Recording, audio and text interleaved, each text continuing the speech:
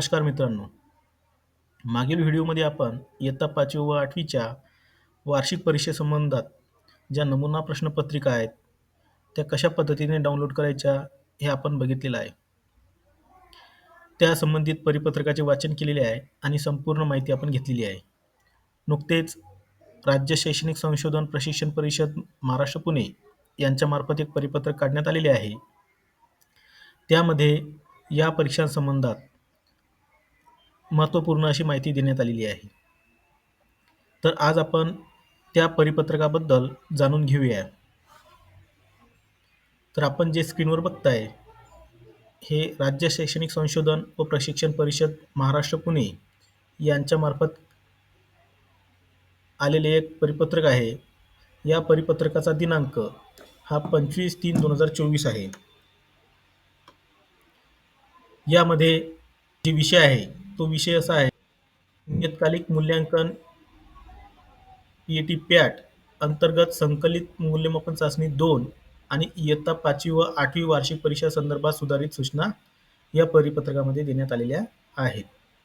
उपरोक्त विषयाच्या अनुषंगाने संदर्भ क्रमांक 2 अन्वये नियतकालिक मूल्यमापन चाचणी पॅट व संकलित मूल्यमापन चाचणी 2 व इयत्ता 5वी व 8वी वार्षिक परीक्षेच्या आयोजनासंदर्भात सविस्तर सूचना देण्यात आलेल्या होत्या. त्या अनुषंगाने सदर परीक्षांच्या बाबतीत अधिक स्पष्टीकरणासाठी सविस्तर सूचना खालीलप्रमाणे देण्यात आलेल्या आहेत. म्हणजे या अगोदर ज्या सूचना दिलेल्या आहेत त्यांच्या स्पष्टीकरणासाठी ह्या खाली सूचना देण्यात आलेल्या आहेत. सुरुवातीला नियतकालिक मूल्यांकन अंतर्गत संकलित मूल्यमापन चाचणी 2 म्हणजे पॅटच्या संदर्भात त्यांनी मार्गदर्शन केलेले आहे किंवा सूचना दिलेल्या आहेत. नियतकालिक मूल्यमापन अंतर्गत संकलित मूल्यमापन 2 द्वारे शासकीय व स्थानिक स्वराज्य संस्थांच्या आणि खाजगी अनुदानित शाळेतील इयत्ता 3री ते 8वी सर्व विद्यार्थ्यांची प्रथम भाषा, गणित व इंग्रजी या विषयांची 10 माध्यमात चाचणी घेण्यात येणार आहे. यासाठी राज्यस्तरावरून प्रश्नपत्रिका व उत्तरपत्रिका व उत्तरसूची पुरवण्यात येणार आहे. म्हणजे जी पॅटची चाचणी आहे त्यासाठी इयत्ता 3री ते 8वीच्या सर्व विद्यार्थ्यांची भाषा, गणित आणि इंग्रजी या विषयांसाठीची जी परीक्षा होणार आहे त्यासाठी राज्यस्तरावरून प्रश्नपत्रिका, उत्तरपत्रिका आणि उत्तरसूची सुद्धा देण्यात येणार आहे.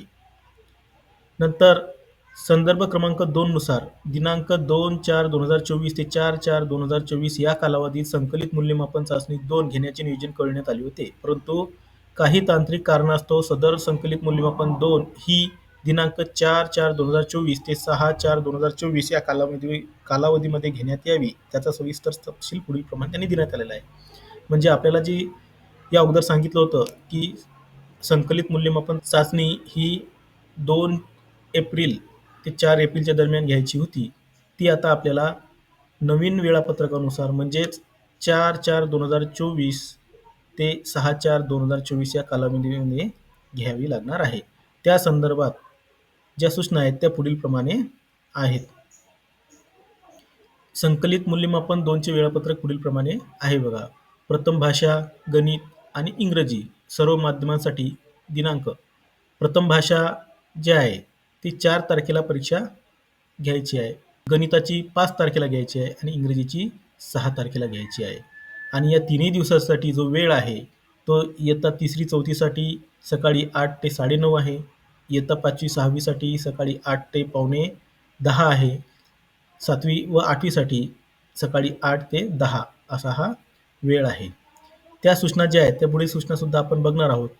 इयत्ता 3री 4थी 6वी आणि 7वी या इयत्तांना प्रथम भाषा, गणित, इंग्रजी हे विषय सोडून इतर विषयांच्या संकलित मूल्यमापन 2च्या प्रश्नपत्रिका वर्ग व विषय शिक्षकांनी स्वतः तयार करून नियमानुसार आपल्या शाळेपुरते परीक्षा घेण्याचे नियोजन करायचे आहे.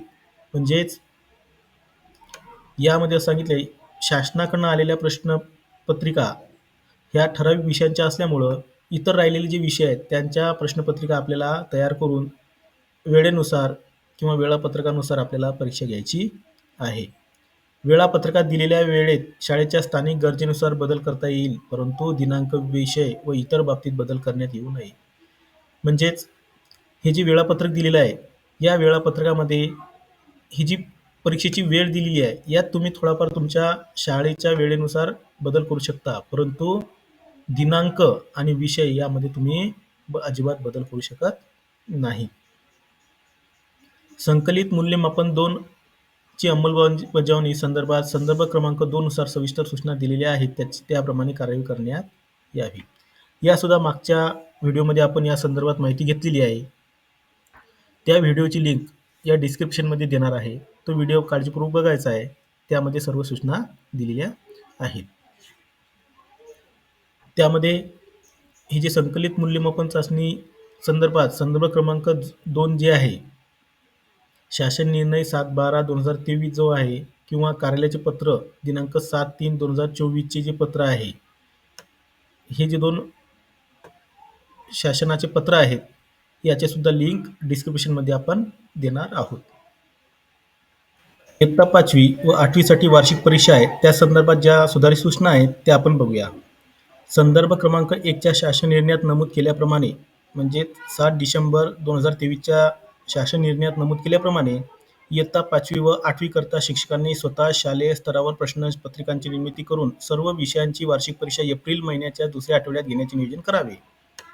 म्हणजे इयत्ता 5वी ते 8वीच्या शिक्षकांना सर्व विषयांचे प्रश्नपत्रिका तयार करून एप्रिल महिन्याच्या दुसऱ्या आठवड्यात परीक्षा घ्यायची आहे. तसेच पुनर्परीक्षा आणि निकालासंदर्भात सुद्धा कारवाई करायची आहे.